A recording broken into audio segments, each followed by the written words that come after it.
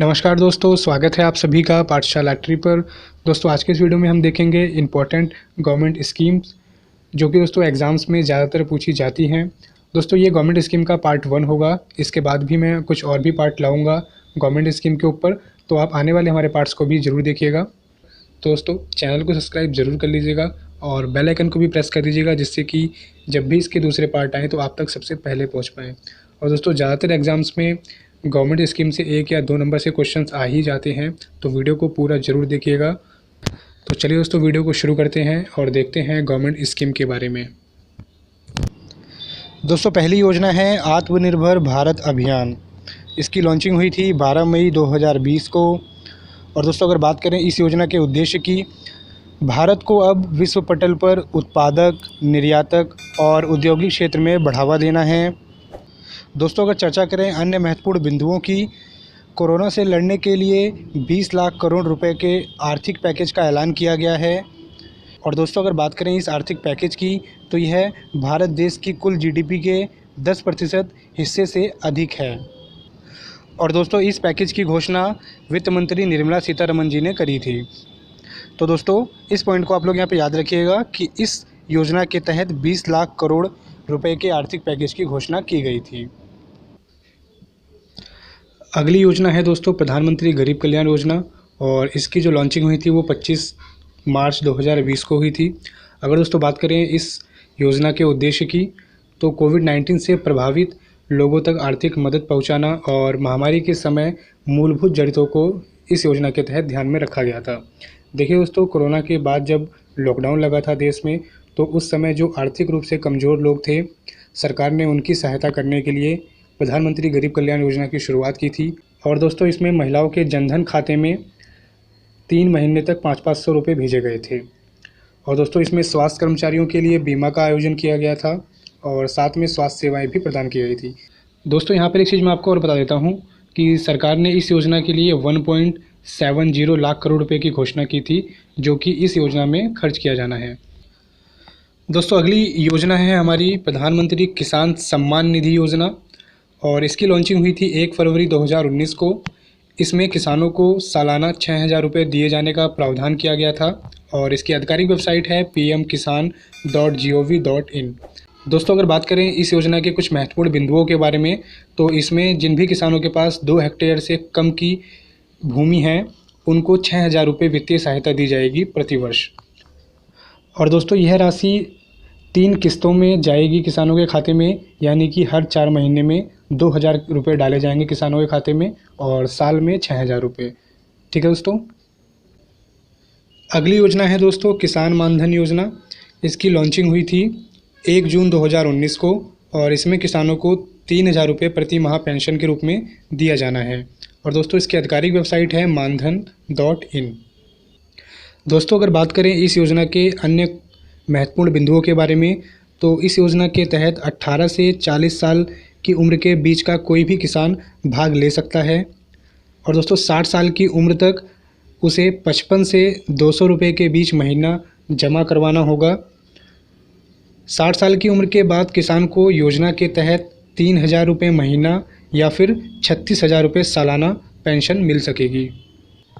दोस्तों अब मैं आपको यहाँ बताता हूँ कि किसान को आंशिक रूप से योगदान किस तरह से करना होगा। तो देखिए दोस्तों, यदि किसान 18 वर्ष की आयु में इस योजना से जुड़ता है, तो उसे महीने के 55 रुपये या फिर साल के 660 रुपये जमा कराने होंगे। और अगर वह 40 साल की उम्र में इस योजना से जुड़ता है, तो उसे महीने के 200 रुपये या फिर साल के 2400 रुपये जमा कराने होंगे। देखिए दोस्तों, इसमें मिनिमम 20 साल तक किसान को पैसा जमा कराना होगा और जब उसकी एज 60 साल की हो जाएगी, तो उसके बाद उसको पेंशन मिलना स्टार्ट हो जाएगी। और दोस्तों इसमें ऐसा प्रावधान भी है कि जितना पैसा किसान जमा करेगा, उतना ही पैसा सरकार भी जमा करेगी। तो मैं जो भी पॉइंट्स आप सभी को अलग से बता रहा हूँ, वो सभी पॉइंट्स आप सभी नोट करते चलिए।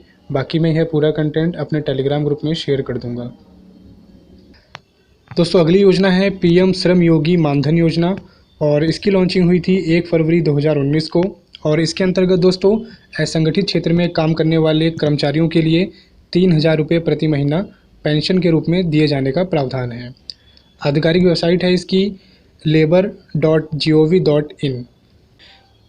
दोस्तों अगर चर्चा करें अन्य बिंदुओं के बारे में, तो यह योजना असंगठित क्षेत्र में काम करने वाले लोगों के लिए शुरू की गई है, जैसे घर में काम करने वाले मेड, ड्राइवर, प्लम्बर, मोची, दर्जी, रिक्शा चालक, धोबी और खेतिहर मजदूर।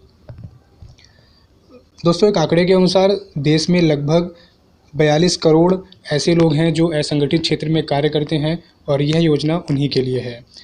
दोस्तों, अभी मैंने आपको बताया था किसान मानधन योजना के बारे में, जिसमें किसानों को 3,000 रुपये प्रति महीना पेंशन के रूप में दिए जाने का प्रावधान था। और दोस्तों, ये है श्रम योगी मानधन योजना, जिसमें असंगठित क्षेत्र में कार्य करने वाले कर्मचारियों को 3,000 रुपये पेंशन के रूप में दिए जाने का प्रावधान है। दोस्तों, बस दोनों में डिफरेंट इतना है कि वो किसानों के लिए है और ये जो योजना है वो असंगठित क्षेत्र में काम करने वाले कर्मचारियों के लिए है। दोस्तों, अगली योजना है प्रधानमंत्री जन आरोग्य अभियान या फिर आयुष्मान भारत योजना। इसकी लॉन्चिंग हुई थी 23 सितंबर 2018 को और इसका उद्देश्य था तृतीयक और माध्यमिक अस्पतालों में भर्ती होने पर 5 लाख रुपए तक की बीमा का दोस्तों इसमें प्रावधान किया गया था। और दोस्तों, इस योजना के तहत 50 करोड़ लोगों को नकदी रहित बिना कागज़ के 5 लाख रुपए तक का उपचार फ्री में दिया जाएगा। दोस्तों, अगली स्कीम है निष्ठा योजना शिक्षक प्रशिक्षण अभियान। इसकी लॉन्चिंग हुई थी 2 सितंबर 2019 को और दोस्तों इसका उद्देश्य था 42 लाख शिक्षकों के लिए फ्री ट्रेनिंग प्रोग्राम। और दोस्तों, इसकी आधिकारिक वेबसाइट थी india.gov.in। दोस्तों, इस योजना के माध्यम से देश में शिक्षा व्यवस्था को और बेहतर बनाना है और मानव संसाधन विकास मंत्रालय के द्वारा इन शिक्षकों को फ्री में ट्रेनिंग कराई जाएगी। जैसा कि दोस्तों अभी मैंने आपको ऊपर बताया कि इसमें लगभग 42 लाख शिक्षकों को मुफ्त में प्रशिक्षण दिया जाएगा। और दोस्तों, पूरी दुनिया में यह इकलौती ऐसी स्कीम है जिसमें इतने बड़े लेवल पर शिक्षकों को मुफ्त में प्रशिक्षण दिया जाएगा। अब देखते हैं दोस्तों असीम पोर्टल के बारे में। इसकी लॉन्चिंग 9 जुलाई 2020 को हुई थी। और दोस्तों, असीम पोर्टल कुशल कर्मचारियों और नियोक्ताओं के बीच मध्यस्थ के रूप में काम करेगा। दोस्तों, आप सभी ने naukri.com का नाम तो सुना ही होगा। जिस तरह से naukri.com पे बहुत सारी कंपनियां आती हैं और अपनी वैकेंसीज़ डालती हैं, से भी उन वैकेंसीज़ की ज़रूरत होती है वो naukri.com पर लॉगिन करके उन वैकेंसीज़ के लिए अप्लाई कर पाता है। सेम दोस्तों उसी ही तरह से गवर्नमेंट ने असीम पोर्टल लॉन्च किया है। यहाँ पर भी बहुत सारी कंपनियाँ आएंगी और अपनी वैकेंसीज़ डालेंगी और जिन्हें भी उन वैकेंसीज़ की या उस नौकरी की ज़रूरत होगी वो इस पोर्टल पर लॉगिन करके उस नौकरी या वैकेंसी के लिए अप्लाई कर पाएगा।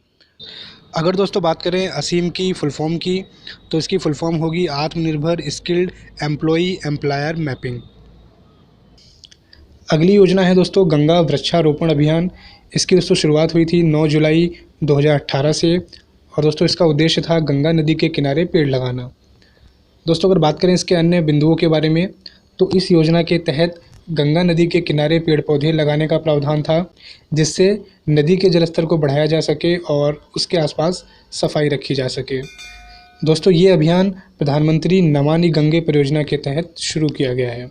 जैसे कि दोस्तों आप सभी लोग जानते हैं कि प्रधानमंत्री नमामि गंगे योजना काफ़ी बड़े लेवल पर चल रही है और उसी के तहत ये तय किया गया कि गंगा नदी के किनारे पेड़ पौधे लगाए जाएंगे, जिससे जल के स्तर को और बढ़ाया जा सके। दोस्तों, आज की इस वीडियो में बस इतना ही। उम्मीद करता हूँ आज की वीडियो आप सभी को पसंद आई होगी। दोस्तों, वीडियो को शेयर जरूर करिएगा और अगर आपने अभी तक हमारे चैनल को सब्सक्राइब नहीं किया है तो चैनल को सब्सक्राइब जरूर कर लीजिएगा और बेल आइकन को भी प्रेस कर दीजिएगा, जिससे कि हमारी आने वाली अगली वीडियोस आप तक सबसे पहले पहुंच पाएँ। दोस्तों, मैं ये पूरा कंटेंट PDF फाइल में अपने टेलीग्राम ग्रुप पाठशाला ट्री ऑफिशियल पर शेयर कर दूंगा। आप सभी वहां से ये पूरा कंटेंट डाउनलोड कर सकते हैं।